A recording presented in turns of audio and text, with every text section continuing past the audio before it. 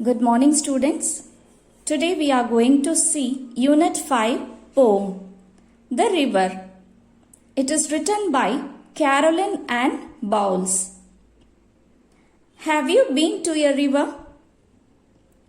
It is a flowing or moving stream of water. The river is beautiful to look at. So, many poets have praised the beauty of the river. So, in this poem, the poet Caroline Ann Bowles have compared the river to a human life. So, first let us know about this author. Caroline Ann Bowles was an English poet and the wife of Robert Chowdhury, the poet laureate of Britain. So, this Caroline Ann Bowles was an English poet and she is a wife of Robert Chowdhury. And this Robert Chowdhury is also a poet. Okay, so laureate means a person who is honored with an award for outstanding creativity or achievement. Okay, so this Robert Chowdhury is a person who is honored for his outstanding performance. Okay, he is honored by an award by Britain. And this Caroline Ann Bowles was a poet of great merit. That means, which means excellent. She is an excellent poet and produced some of the best work at the threshold of the Victorian era. That means the initial stage, the doorstep of the Victorian era. She wrote various other works including The Little Ladybird, Chapter on Churchyard, and the Tales of the Factories. So these are her other famous works. Glossary. Foliage, which means a cluster of leaves, flowers and branches, which means bunch. Okay, bunch of leaves, flowers and branches in a tree. Glancing, touching or hitting something lightly from the side. That means from an angle, a particular angle, without causing much damage.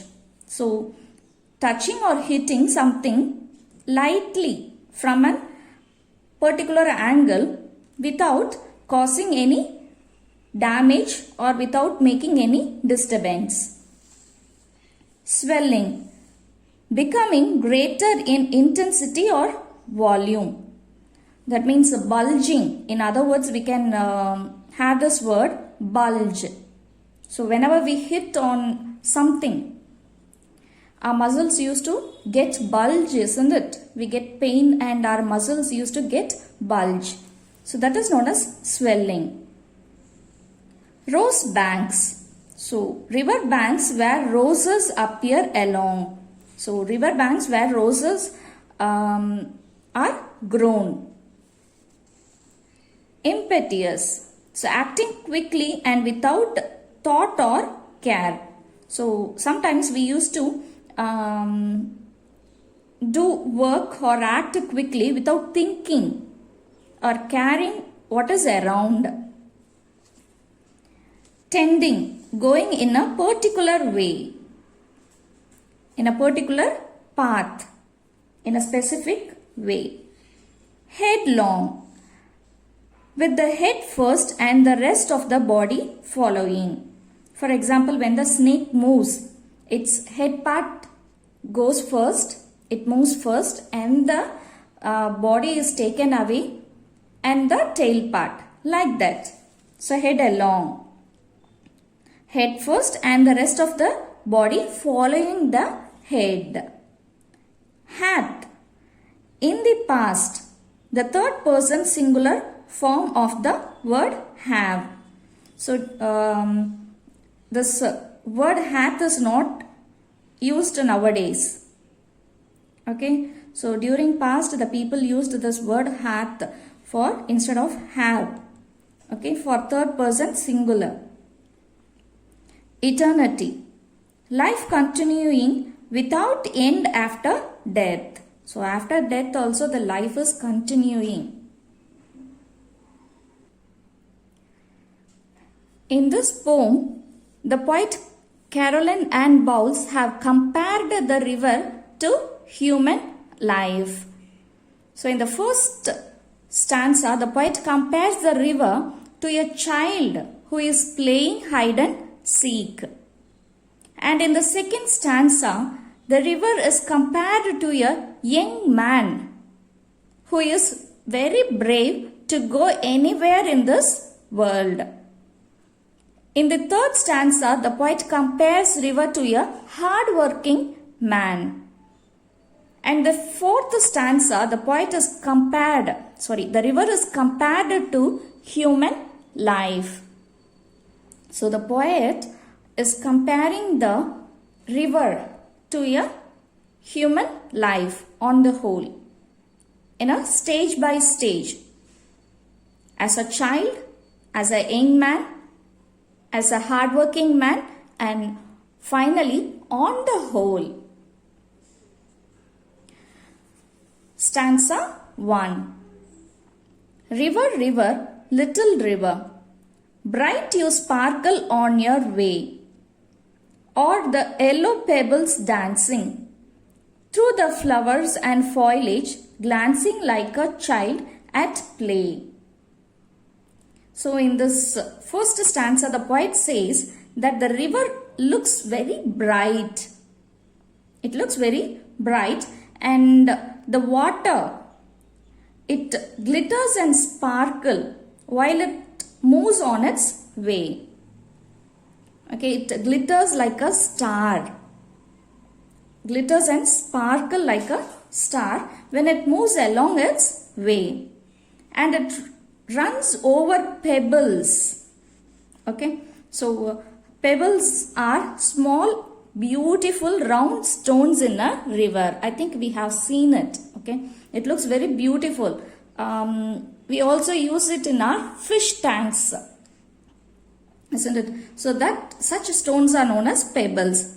So it runs over pebbles, and the poet says that the movement of the water over the pebbles are like dancing. Okay, when the water get over the pebbles and then get down from the pebbles, it looks like dancing.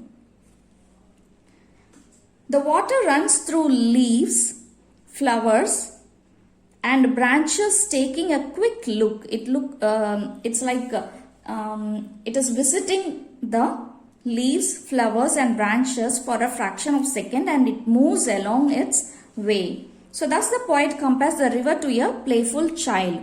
So the poet says that the river water is dancing, okay, and it is flowing very fast, visiting the leaves, flowers, and branches. It's like a playful child. It's like a playful child. Stanza 2.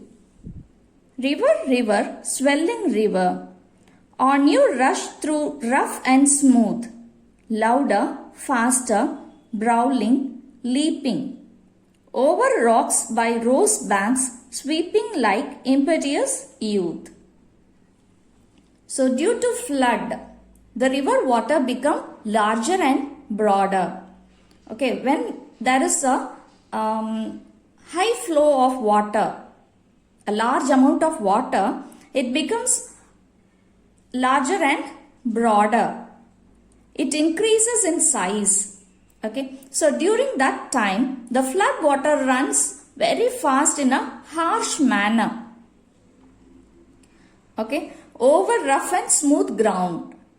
So it moves very fast over rough. Rough means maybe there may be rocks or stones. Okay, smooth means soft soil, mud, particles. Okay, so it moves very fast in a harsh manner over rough ground and smooth ground. It also makes loud noise like quarrel as if some two persons are fighting with words, not using hands. Okay, they used to quarrel, isn't it? Yes. So it's like making loud noise like people quarreling.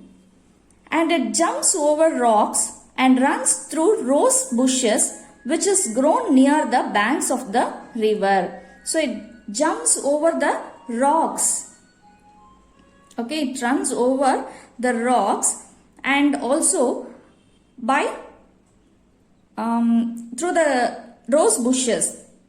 The roses are grown there, isn't it? So it runs through the rose bushes which is grown near the banks of the river. So without care it moves very quickly without noticing anything. Okay, it moves very quickly. Here the poet compares the river to a brave young man who is very bold. Okay, so the water doesn't think anything, it doesn't notice anything when it moves very fast. It's like a quarreling person. It runs very harsh through rough and smooth ground. So it doesn't notice anything. It just moves on its way. So it is like a brave young man. Stanza 3. River, river, brimming river, broad and deep and still as time, seeming still yet still in motion, tending out onward to the ocean, just like mortal prime. So in this stanza the river is overflowing with water. It overflows. It appears wide and deep when it flows. It looks wide, it looks larger and broader and as well as deep. Okay, when it flows, the river water flows as a falls. That place will be, the flowing place will be very deep. So at some place it seemed to be still. So when it moves, okay, it looks without movement. Sometimes when you look the river water, you can notice that the water is not moving. It looks without movement. Okay, it may look motionless without movement on the surface at the upper layer, but it keep running underneath. Okay, so under the water which is under, it used to move. But for our eyes, it looks like still without any movement. But it used to move. So it runs towards the ocean. So it runs towards the sea. It is just like a man who is strong and leads a successful life. So the poet compares the river water. Okay, so in the surface it looks like very smooth without any movement, but under the water used to move. It faces many struggles and moving along. So he compares this with the successful life of a man, hard worker.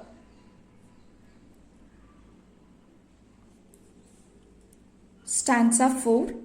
River, river, head along river, down you dash into the sea.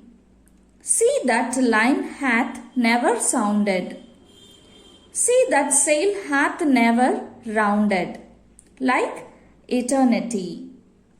So in this stanza, the river water moves head along, which means first the head moves, then the rest of the body follows. So all of a sudden it falls heavily into the sea. It rushes and dashes into the sea. The sea is endless. We all know that the ocean is endless. There is no starting point or the ending point for the ocean, for the sea. So The sea is endless and no one measured the depth of the sea. So he doesn't know the measurement of the sea, depth of the sea. So no ship has ever gone round the full sea, full ocean. So no ship has ever sailed the full ocean. So the river water reached the endless sea. So finally it goes and joins with the sea. So here the poet compares it with human life. So both continues, the river water as well as the life of a man continues without end. Thank you, students.